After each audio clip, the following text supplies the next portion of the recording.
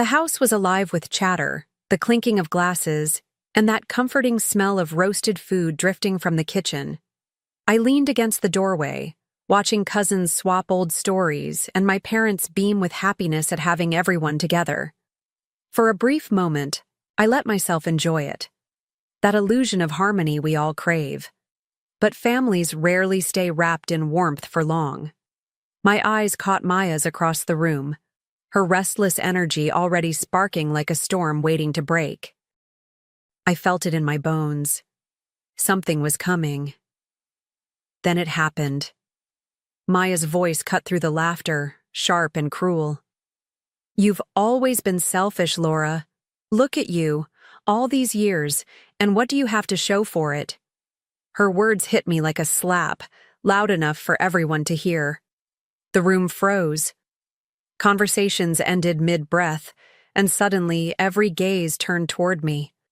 My hand trembled around my glass, heat rushing to my face as humiliation wrapped around me like a suffocating cloak. I wanted to answer back, to fight, but I knew better. Feeding her fury would only make her smile. Before I could move, she grabbed a glass from the table. In one swift, reckless motion, red wine flew across the room and splattered all over my dress. The shock in the air was deafening, a collective gasp that seemed to hang in the silence. I felt the liquid soak into the fabric, cold against my skin, burning against my pride. My throat tightened, but I said nothing. Instead, I placed my glass down carefully, lifted my chin, and walked out. Each step I took was softer than the chaos exploding behind me, but inside, a storm was rising. As I slipped out of the dining room, I could still feel the weight of everyone's eyes drilling into my back. Not one person had spoken up. Not one voice rose in my defense. The silence was worse than the sting of Maya's words or the cold wine soaking through my dress. It was the silence of complicity, of people too shocked or too cowardly to stop her. I pulled open the front door, the cool night air hitting me like a slap, sharper than anything Maya had ever said. My chest ached, not from the wine, but from the betrayal. I walked quickly down the steps, my heels clicking against the stone like a metronome counting out my humiliation. My dress clung to me, sticky and heavy, the deep red stains spreading like wounds. I wanted to scream, to throw something back, to make her feel just as small as she'd made me. But my pride kept me steady, locking my anger inside. My hands clenched into fists at my sides, nails biting into my skin. I could still hear Maya's voice echoing in my head, cruel and victorious, like she'd finally won something she'd been fighting for all her life. When I reached my car, I yanked the door open and sat down hard in the driver's seat. My hands were shaking, my pulse racing so fast it hurt. I caught my reflection in the rearview mirror. Red blotches across my face, eyes glossy, mouth trembling like a stranger's. That was the moment the humiliation sank in fully. She hadn't just embarrassed me. She had stripped me bare in front of the very people I'd spent years holding together. My family, my parents, and worst of all, my own sister. The sting of it all left me breathless. I sat there in the dark, my fingers gripping the steering wheel though I hadn't even started the engine. My chest rose and fell in uneven bursts, every inhale sharp, every exhale heavier than the last. The laughter that had filled the house just moments ago replayed in my head, now twisted into silence after Maya's attack. The image of her smirk. Yes, I caught it, even as the glass shattered against my pride, burned in my mind like fire I couldn't put out. She wanted to humiliate me, and she had, at least in front of them. But under the rage, there was something else stirring inside me. A flicker of clarity. She thought she had crushed me. She thought walking away meant defeat. What she didn't know was that silence can hold more power than shouting, and leaving can speak louder than staying. My humiliation was temporary. Her cruelty, though, that would have consequences. because I knew something no one else at that party knew. And the knowledge of it pressed against my chest like a secret weapon. I leaned back in the seat, closing my eyes, letting the storm inside me simmer instead of explode. Every part of me ached, but beneath the ache, I could feel a shift. Maya thought she had the upper hand, but she had no idea whose hand was really feeding her all along. I wiped the corner of my eye with the back of my hand, steadying myself. The night wasn't about defeat. It was about beginnings. And that secret I carried? That was where everything would turn. I sat in my car long after the house lights had faded in the rearview mirror. My hands wouldn't stop shaking, the memory of Maya's voice replaying like a broken record I couldn't turn off.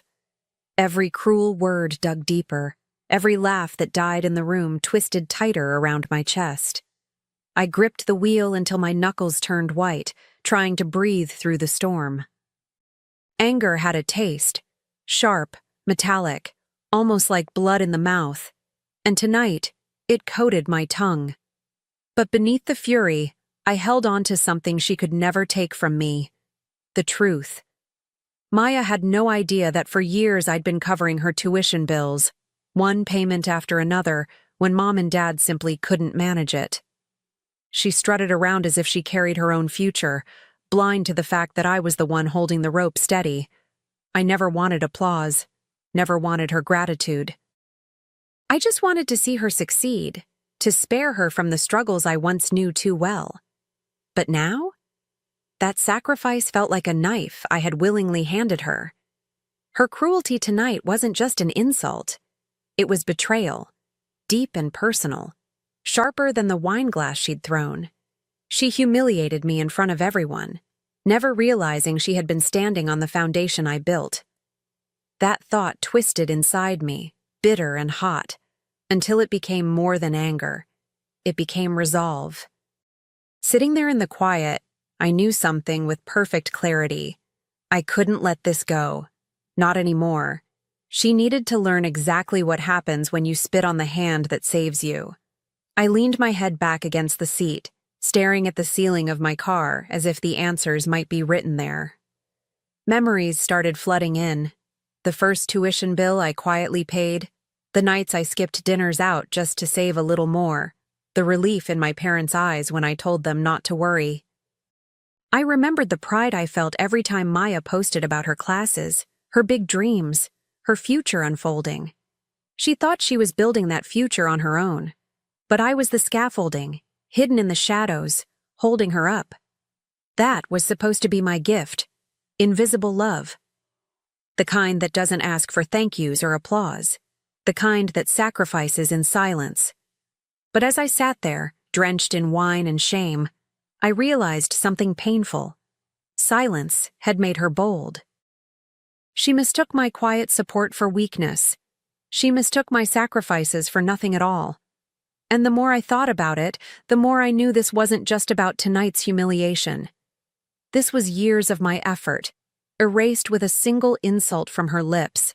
The rage pulsed steady, but with it came focus. I wasn't going to scream at her. I wasn't going to beg for recognition. No, I was going to remind her in the harshest way possible just how much of her world rested on me. And when she saw it crumble, piece by piece, she would understand. She would finally know the truth she should have known all along.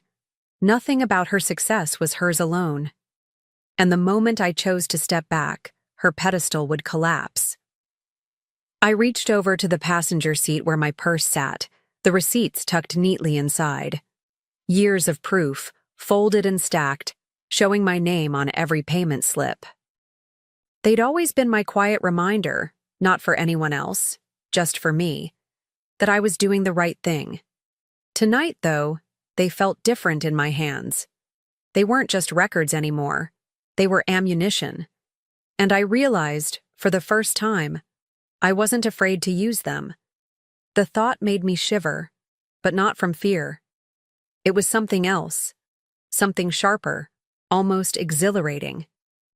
For so long, I had carried the weight of being the dependable one.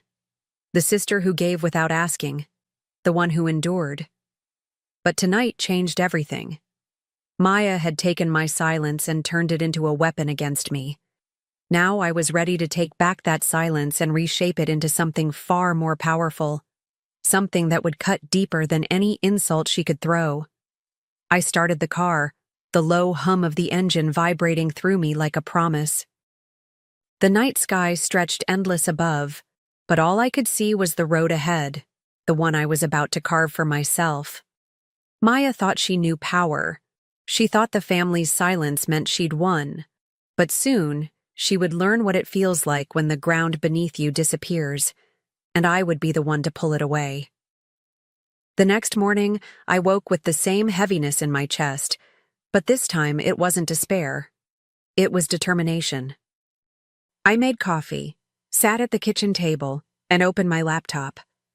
My fingers hovered above the keyboard for a moment, trembling slightly, before I typed in the university's financial office. I knew the number by heart. I dialed it more times than I could count. But today, it wasn't to save her. Today, it was to let her fall. The line clicked, and a woman's voice greeted me. Calmly, almost too calmly, I explained who I was, the student's name, and my role as the one who had been covering tuition. Her voice softened with recognition. She knew me. I asked her to freeze the account, to cancel any pending payments. There was a pause on the other end, a moment of hesitation, as if she knew what this would mean. But I didn't waver. I repeated myself, firm this time, and she confirmed it. No more payments would be processed. I leaned back in my chair, exhaling slowly, my pulse still racing. It was done. The cord I had carried for years, the lifeline I had offered without her ever knowing, had been cut. A strange mixture of guilt and relief washed over me. Guilt for the chaos I knew was coming, and relief for finally choosing myself. Maya had thrown her glass, her insults, her venom. Now she would feel the sting of what it meant to lose the invisible hand that had carried her all this time. After hanging up, I sat still for a long time, the silence of the room pressing in around me. I could almost hear Maya's laughter from nights she came home bragging about her classes, her plans, her future. She never knew those nights were funded by my sacrifice. And now, without that safety net, her reality would shift like sand under her feet. The thought brought a cold satisfaction, one that made me both proud and strangely unsettled. Revenge never comes without shadows. I walked over to the drawer where I kept the stack of receipts. Each one was a reminder of the nights I said no to myself, so she could keep saying yes to her dreams. As I held them, the weight of it all pressed heavy in my hands. Proof, undeniable, irrefutable, of what I had done for her. For years, those papers had been invisible, tucked away like secrets. Now, they would become something else entirely. They would be the mirror I forced her to look into. I slipped them into a folder, the edges crisp against my fingertips. My heart beat faster as I imagined the day I would place them on the table in front of her, in front of everyone. The humiliation she gave me would pale in comparison to the truth I was about to reveal. She had tried to strip me bare that night, to expose me. But when the time came, it would be her standing exposed, her pride unraveling in front of the very people she tried to impress. And I would be the one holding the curtain open. That night, I sat at my desk with the folder open, staring at the rows of numbers and dates that told a story no one else knew. My name, clear on every slip, the quiet thread that stitched her future together. Each receipt was a memory of my silence, the times I let her mock me, dismiss me, while still making sure her world stayed steady. My jaw tightened as I thought of the glass shattering against my dress. She had no idea she was breaking the very hand that steadied her all along. The more I looked at those papers, the less guilty I felt. This wasn't cruelty. It was balance. Maya had taken from me for years without knowing, without caring, And when she finally had the chance to show gratitude, she threw it back in my face. My revenge wasn't about punishing her, not entirely. It was about giving her the truth, raw and undeniable. And the truth has a way of cutting deeper than any insult. I closed the folder and slid it into my bag, the sound of the clasp clicking shut like a gavel. My plan was simple, patient. I wouldn't lash out in anger. I wouldn't corner her in private. No, when the time was right, I would let the truth spill into the open, where silence couldn't protect her anymore. And until then, I'd carry this secret, waiting for the moment that would break her the way she tried to break me. It was a few weeks later when the storm finally broke. I was sitting in my parents' living room, the afternoon sun streaming through the curtains, when the front door burst open. Maya stumbled in, her face streaked with tears, her voice shaking with rage. She clutched a letter in her hand, waving it like a weapon. "They froze my enrollment!" she screamed, her words slicing through the quiet house. Mom and Dad rushed over, alarmed, their voices panicked as they tried to calm her down. I stayed seated, my hands folded neatly in my lap, my heart steady despite the chaos unfolding.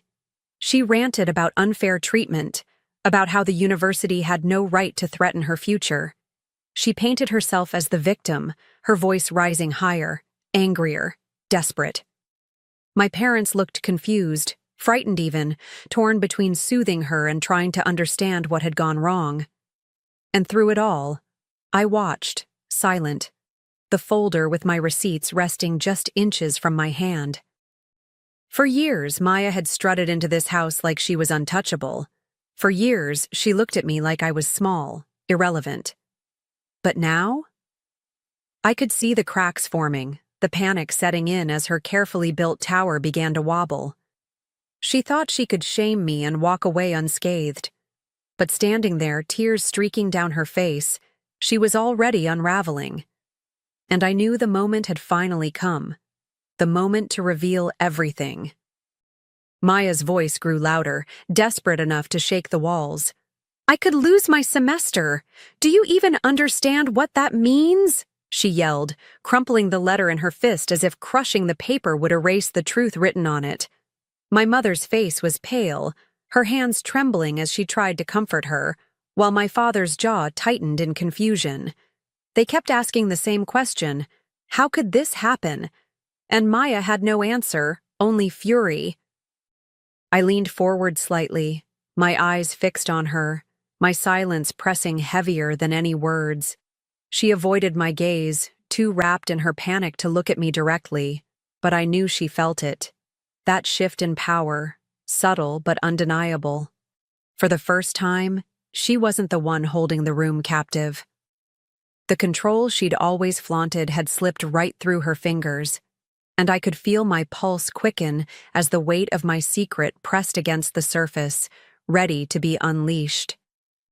My bag rested by my feet, the folder tucked neatly inside. I slid my hand toward it, the motion slow, deliberate, almost ritualistic. My parents were begging for clarity, Maya was unraveling in front of them, and I was sitting on the answer that would change everything. I could already imagine the sound of the folder hitting the table, the silence that would follow, the way their eyes would shift from her to me. The power in that moment was electric, humming in my chest. I knew it was almost time. I finally stood, the room still buzzing with Maya's frantic cries. My parents turned to me, their eyes pleading for sense, for answers, for anything to untangle the mess. Without a word, I placed the folder on the coffee table and opened it with calm precision. The neat stack of receipts stared back, each one marked with my name. For a heartbeat, no one spoke. Then I pushed them forward, letting the truth sit in the open. Maya froze. Her tears slowed as her eyes scanned the papers, confusion melting into disbelief, then horror. "No, this isn't," she stammered. But the proof was undeniable. My mother reached out, her hand trembling as she lifted one slip, her lips parting as she whispered my name. My father leaned closer, his face tightening with every line he read. The silence was no longer complicity. It was revelation. The room wasn't hers anymore. It was mine. I looked straight at Maya, my voice steady, controlled, almost gentle. You threw a glass at the hand that held you up. Now you can stand on your own. The words hung heavy in the air, louder than her screams, louder than her excuses. She flinched, as if the truth itself had struck her harder than she'd ever hit me. And in that moment, for the first time in years, she had nothing left to say. The days that followed were eerily quiet. Maya avoided me, avoided everyone, her once loud presence shrinking into whispers and shadows. Without the tuition payments, the reality of her situation hit fast and hard. I heard through my parents that she was scrambling, begging professors, pleading with the financial office, looking for anyone to save her. But no one could. The safety net she never even knew she had was gone, and the fall was hers alone to face. At first, I thought I might feel guilt watching her struggle, but instead, I felt something else. Release. For years, I had carried her weight on my back, sacrificing quietly while she mocked me. Now, I was free. Every morning felt lighter, every step sharper. I poured myself into my own work, my own dreams, the ones I had pushed aside to keep her afloat. For the first time in a long while, my life felt like it belonged to me again. And yet, even in her silence, Maya's presence lingered like a shadow. She still had that look whenever I caught her glance, half fury, half humiliation. She couldn't say the words, couldn't admit what she now knew, that the sister she had tried to humiliate was the one who built the ground she walked on. That knowledge weighed on her far more than any unpaid bill. And to me, that was the sweetest justice of all. I ran into Maya one afternoon at the grocery store, her hair pulled back messily, dark circles shadowing her eyes. She was wearing the uniform of a local cafe, the logo stitched awkwardly over her chest. Our eyes met across the aisle, and for a moment, I almost felt sorry for her. Almost. She had once carried herself like she was untouchable, like the world owed her something. Now, the weight of reality bent her shoulders, and she couldn't stand tall anymore. She mumbled a quick hello, her voice low, nothing like the sharp tone she'd once used to cut me down. I nodded politely, nothing more, nothing less, and kept walking. That moment was enough. I didn't need to say a word. The silence between us carried more weight than any confrontation ever could. She knew. I knew. And in that unspoken truth, the balance between us had finally shifted. At home, I sat down with friends for dinner, their laughter spilling through my apartment like warmth I hadn't felt in years. I realized then how much I had missed this. Connection without tension, joy without sacrifice. I didn't need Maya's validation anymore. I had rebuilt my own world, piece by piece, and it was stronger without her shadows looming over me. Revenge, I realized, didn't have to be loud or cruel. Sometimes, it was just living well while the one who hurt you watched from the outside. Weeks later, I found myself at a dinner surrounded by people who celebrated me for who I was, not for what I could give up for them. Glasses clinked, laughter rose, and for the first time in years, I felt truly present. No shadows, no weight pressing me down, just freedom. I caught myself smiling, realizing how far I had come since that night of humiliation. What had once felt like my breaking point had become the start of something stronger. Across the room, through the restaurant's glass windows, I saw her. Maya. She stood outside, alone, watching the joy spill from a table she no longer had a place at. Her expression was unreadable, part envy, part sorrow, part recognition of everything she had thrown away. For a moment, our eyes locked. She looked smaller than I'd ever seen her, as though the weight of truth had carved her down to size. And I didn't look away. I raised my glass, not to her, but to myself, to the life I had finally reclaimed. She would never say the words, never apologize, but it didn't matter anymore. Her silence was proof enough that she understood. I had given her everything once, and she had thrown it away. Now I was the one thriving, and she was left with nothing but the echo of her own choices. And that was the sweetest revenge I could have asked for. "We're selling the shop," my uncle declared, slapping a contract onto the workbench with enough force to make my toolbox rattle. "The developer's offer is too good to pass up." I set down the carburetor I'd been rebuilding and wiped my hands on a shop rack, trying to process his words. "You can't sell Mason Motors. Dad left it to me in his will. My name is Marcus Mason, 28 years old, and the only child of Thomas Mason, who built Mason Motors from nothing into one of the most respected classic car restoration shops on the East Coast. When Dad died unexpectedly of a stroke 3 months ago, I'd stepped in to keep things running, just as he prepared me to do my entire life." Uncle Richard's laugh was sharp and dismissive. "Your father may have had sentimental ideas about leaving you the business, but legally, I'm the executor of his estate." He gestured around the garage.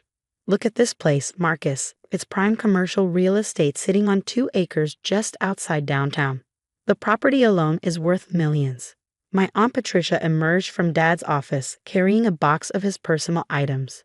She'd been organizing things since the funeral, but it looked more like looting to me. "Marcus, be reasonable," she said, her voice honeyed with fake sympathy. "You're young. Take the money from the sale and do something else with your life. Your father trapped you in this grease pit since you were a child. This is your chance to break free." I looked around at what she called a grease pit. To me, it was a cathedral of craftsmanship. Every tool had its place, every workstation was meticulously organized.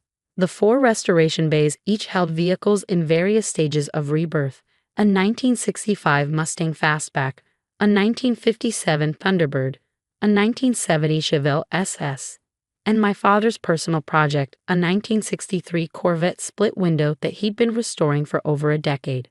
"Dad didn't trap me here," I said firmly. "He taught me everything I know. This shop is my heritage."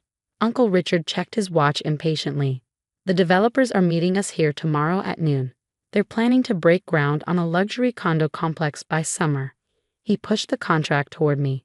"Your signature isn't legally necessary, but it would make things smoother." I didn't touch the papers. "I want to see the will again." "It's all being handled properly," Aunt Patricia interjected quickly. "Richard has been consulting with our attorney to make sure everything is in order." "Their attorney, not Dad's." "Dad would never have wanted Mason Motors sold," I insisted. "This place was his life's work." "Thomas wasn't thinking clearly toward the end," Richard said, his voice softening in a way that immediately put me on edge. "The doctors said the early signs of his stroke were affecting his judgment for months before he collapsed." This was the first I'd heard of any such thing. Dad had been sharp as ever until the day he died, discussing restoration techniques and business strategies with me just hours before the stroke took him. "I don't believe you," I said flatly. Richard's expression hardened. "Believe what you want. The sale is happening. If you want any share of the proceeds, you'll stop making this difficult." After they left, I stood in the quiet shop, the familiar smells of motor oil, metal, and leather surrounding me like an embrace. On the wall hung photographs documenting over 30 years of restorations. Dad standing proudly next to finished projects, shaking hands with clients, teaching workshops, and in many of them, a smaller version of me, watching, learning, growing into the craftsman I'd become. I pulled out my phone and dialed a number I should have called weeks ago. "Elena Vasquez," answered the crisp voice of my father's attorney. "Ms. Vasquez, it's Marcus Mason. I need to talk to you about my father's will." "Marcus," she sounded surprised. "I've been trying to reach you since the funeral. Your uncle told me you were too devastated to deal with legal matters." A cold feeling settled in my stomach. "I never got any messages from you." "That's concerning. Can you come to my office tomorrow morning? There are things we need to discuss about your father's estate. My uncle says he's the executor, that he has the legal right to sell Mason Motors." There was a pause. "Who told you Richard was the executor?" "Richard did. And my Aunt Patricia." "Marcus," Elena's voice had taken on a steely quality, "your father never named Richard as his executor. He named me." The next morning, I sat across from Alana in her downtown office as she laid out the true contents of my father's will. Thomas was very clear, she explained, spreading documents across her desk. Mason Motors, the business, the property, the equipment, everything was to pass directly to you. Richard's only role was as a trustee for some investments your father made for his retirement. I stared at the will, my father's familiar signature at the bottom. Then how is he selling the shop? Elena's face tightened. He isn't. At least he has no legal right to. But based on what you're telling me, it appears Richard and Patricia have been misrepresenting their authority. She checked her watch. When did you say they're meeting with these developers? Noon today. She began gathering papers into her briefcase. Then we don't have much time. Is there anything else unusual you've noticed since your father's death? I thought about it. Tools have gone missing, specialized equipment, and there's a locked file cabinet in Dad's office that Patricia keeps telling me is just old tax records, but she won't let me see inside.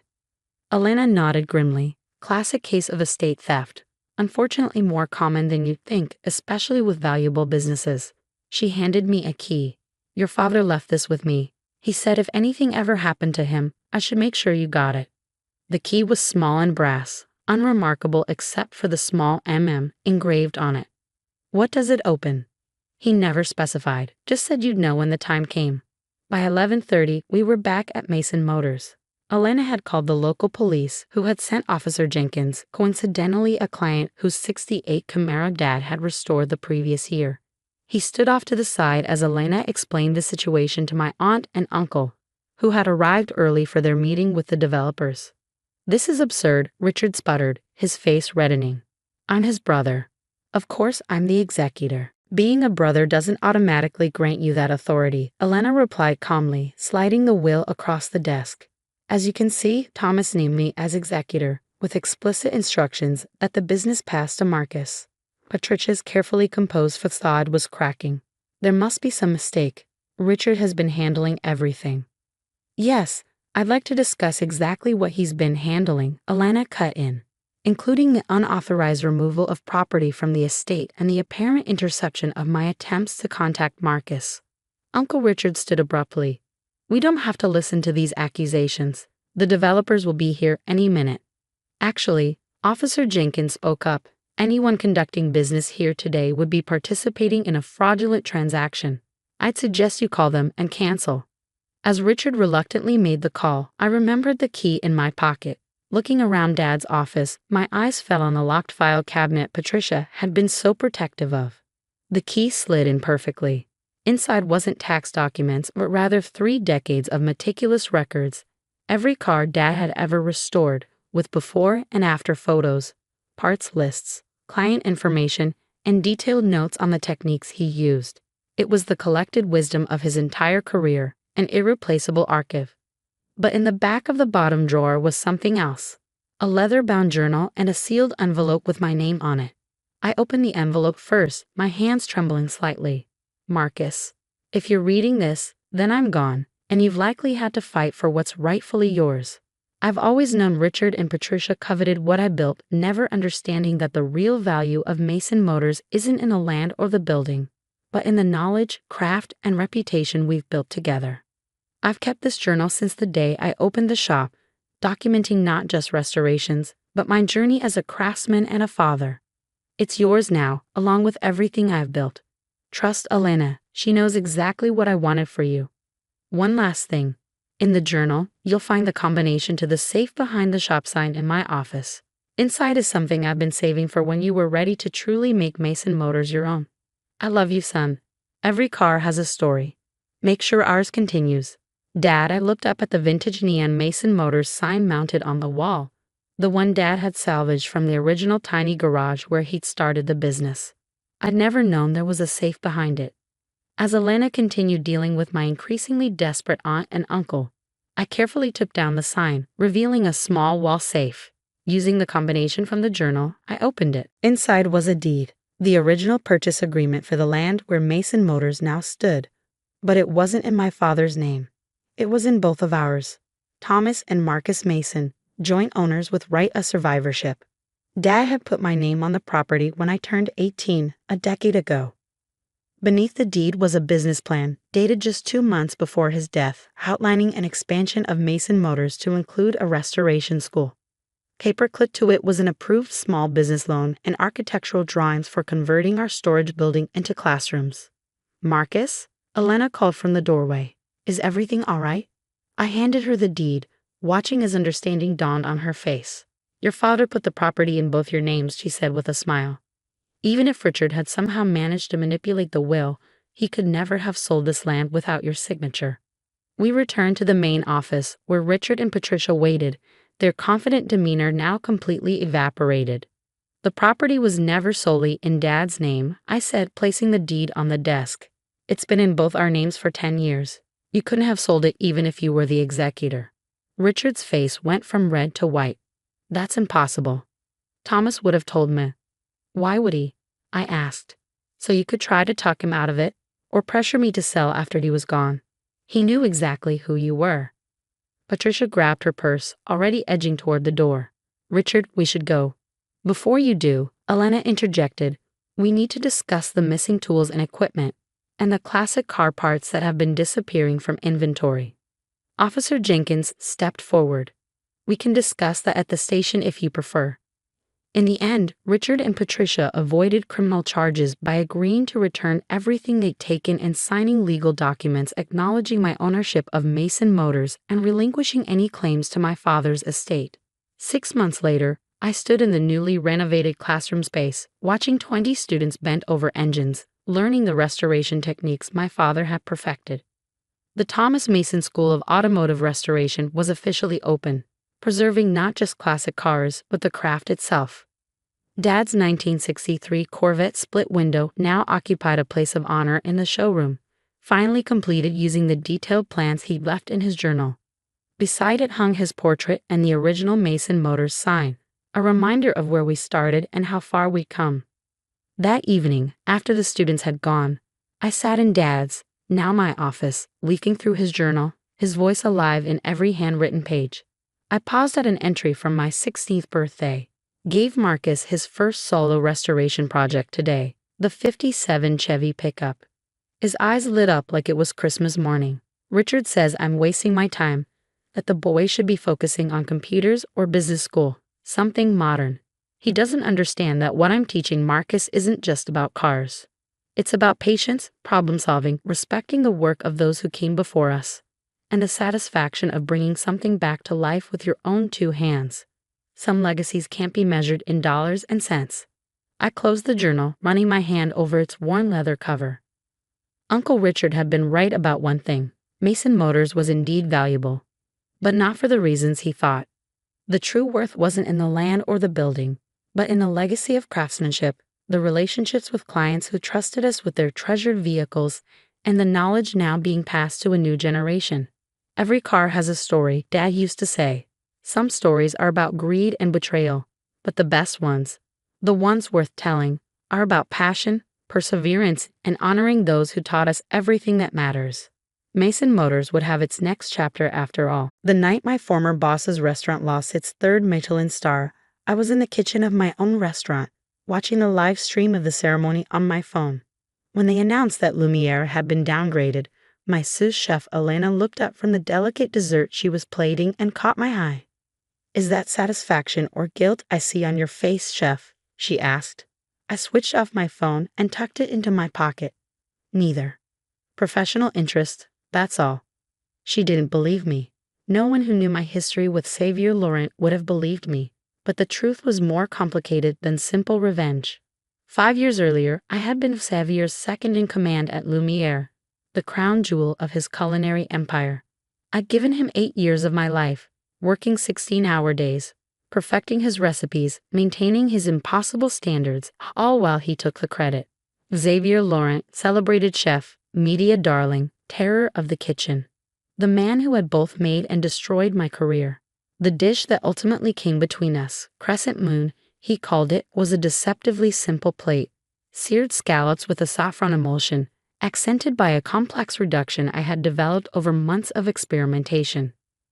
Xavier had watched me create it, tasting each iteration, offering minor adjustments, but the soul of the dish was mine. When Food and Wine declared it the most innovative seafood presentation in a decade and credited Xavier exclusively, I made the mistake of confronting him. "This is my dish," I said quietly as we stood in his office after service. "You know it's my dish." Xavier had looked at me with cold amusement. "Your dish? In my restaurant? Using ingredients I pay for? With techniques I taught you?" He shook his head. "There are no individual achievements in my kitchen, Madeline. Everything here belongs to Lumiere, to me." I might have accepted that if he had at least acknowledged my contribution privately. Instead, he began taking credit for the inspiration, claiming in interviews that the dish came to him in a dream of the Mediterranean coast. 2 weeks later, I gave my notice. Xavier's response was swift and devastating. "Leave if you must," he said, his French accent thickening as it always did when he was angry. "But understand this, you will never work in a serious kitchen in this city again." I thought he was exaggerating his influence. He wasn't. Within a month, every promising job opportunity mysteriously evaporated. Executive chef position at the Harbinger? We decided to go in a different direction. So chef at Tableau? The position has been filled internally. Even a consulting job developing menus for a hotel chain was pulled at the last minute. Xavier had blacklisted me thoroughly. After 6 months of unemployment, I took the only job I could find. Line cook at an airport restaurant, churning out mediocre omelets and overdone steaks for travelers who couldn't tell the difference.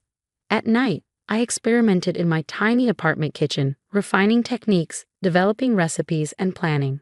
The inheritance from my grandmother came unexpectedly, not a fortune, but enough to consider opening a small place of my own. The only problem: Xavier's influence extended to investors and banks as well. No one would take a chance on the chef who had dared to leave the great Xavier Laurent. That's when June Kim entered my life. I was catering a gallery opening, a side gig I'd taken to make ends meet, when June approached me about a small puff pastry I filled with caramelized shallots and thyme. "This is remarkable," she said, taking another from the tray. "The balance of textures, the restraint with the filling. Who are you?" June turned out to be a successful tech entrepreneur with a passion for food and a particular dislike for culinary emperors with more ego than innovation, as she put it. When I told her my story, she didn't hesitate.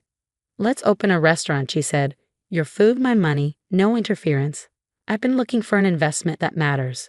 3 months later, Find was born, a tiny 28-seat restaurant in a neighborhood just beginning to gentrify. No white tablecloths, no elaborate tasting menus, just thoughtfully prepared food with clean flavors and perfect execution.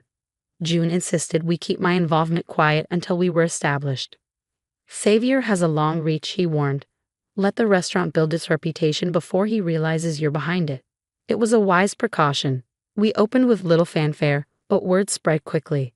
A favorable write-up in a local blog led to attention from the city paper. Soon we were booked solid weeks in advance. I stayed in the kitchen, avoiding publicity, letting the food speak for itself. 8 months after opening, the New York Times restaurant critic visited anonymously. His review, titled "Revelation in Simplicity," called Find the most exciting new restaurant in the city and praised the invisible chef whose technical mastery is matched only by their restraint and clarity of vision. That review changed everything. Suddenly everyone wanted to know who was behind Find. Food magazines requested interviews. TV producers called. Through it all, I remained in the background, with June as the public face of the restaurant. "It's killing Xavier," June reported after attending an industry event. "Find is all anyone's talking about, and he can't figure out who's in the kitchen." A year after opening, we received our first Michelin-star. 6 months later, unprecedented for a new restaurant, we received our second. The mystery around the unnamed chef only fueled interest. Speculation ran wild. Was it a famous chef working incognito? A culinary prodigy discovered by June Kim? All the while, Lumiere began to struggle.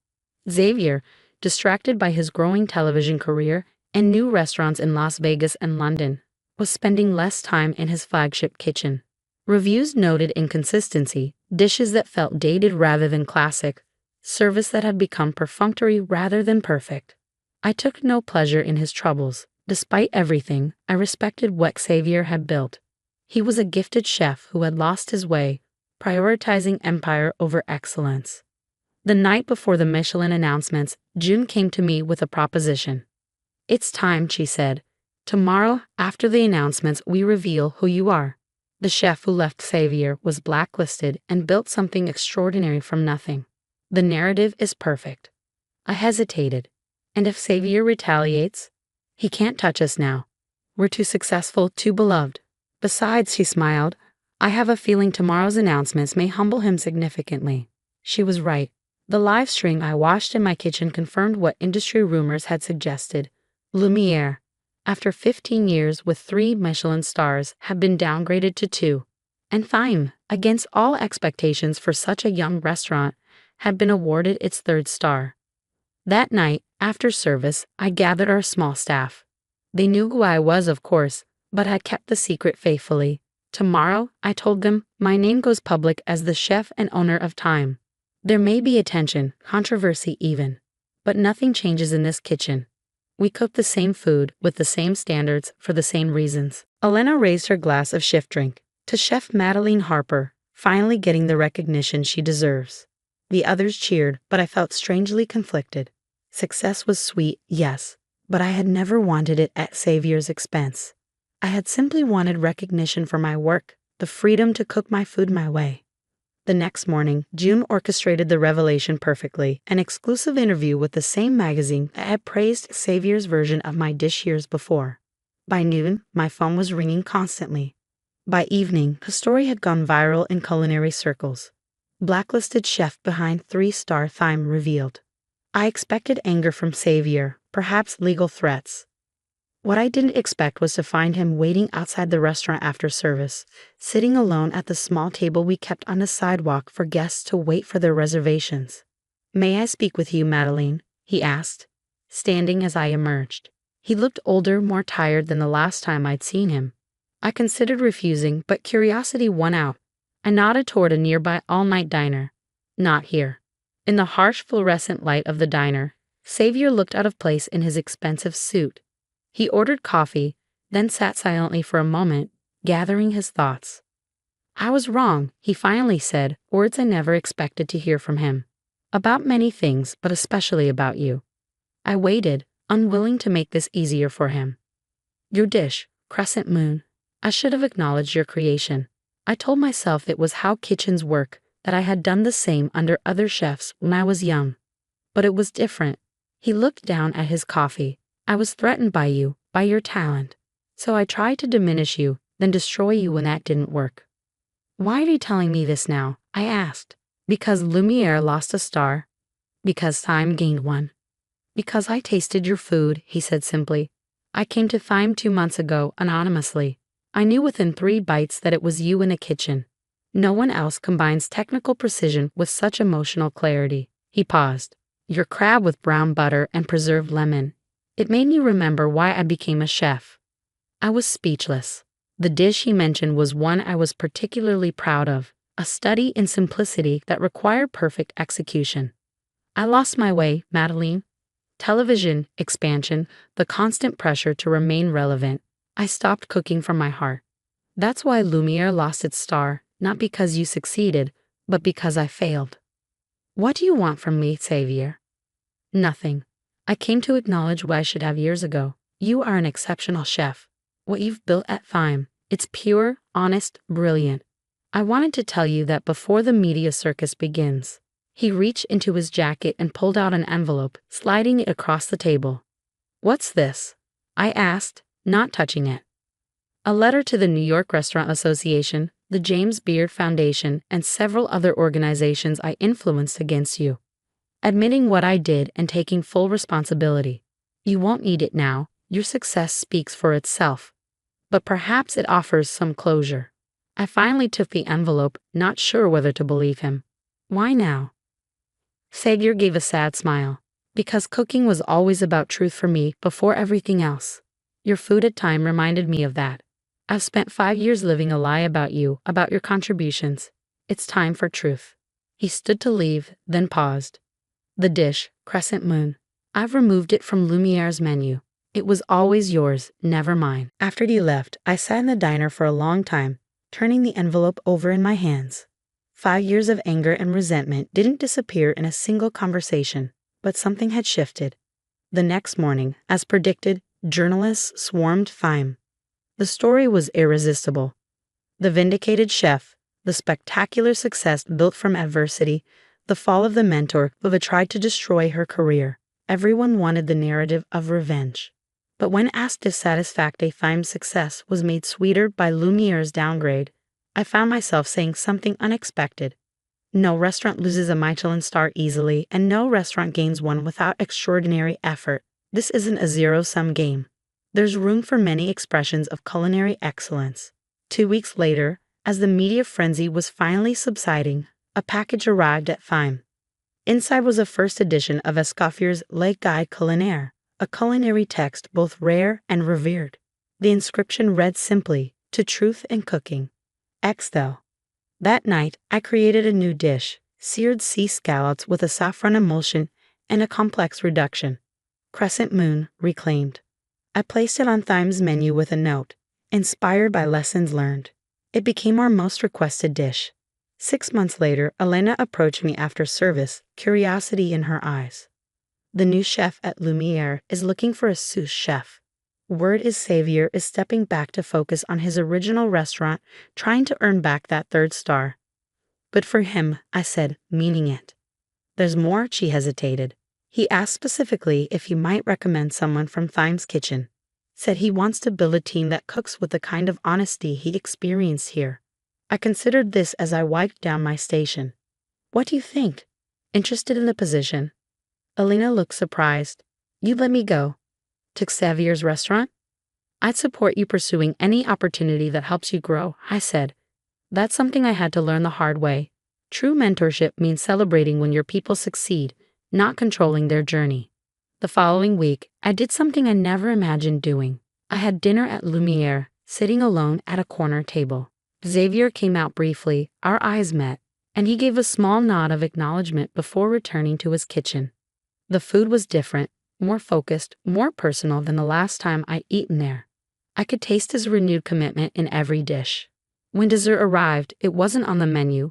A perfect miniature rendering of Fime's signature chocolate tart with rosemary caramel. The note with it read, "The secret ingredient was always truth. Thank you for the reminder." As I left the restaurant, I realized the greatest revenge would have been to see Xavier fail.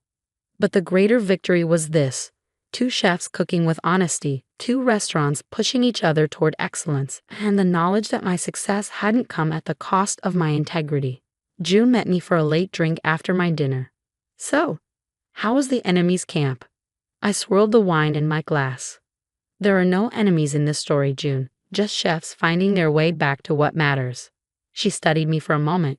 You know, when I invested in Fime, I partly did it because I loved the revenge narrative, the underdog triumphant. And now?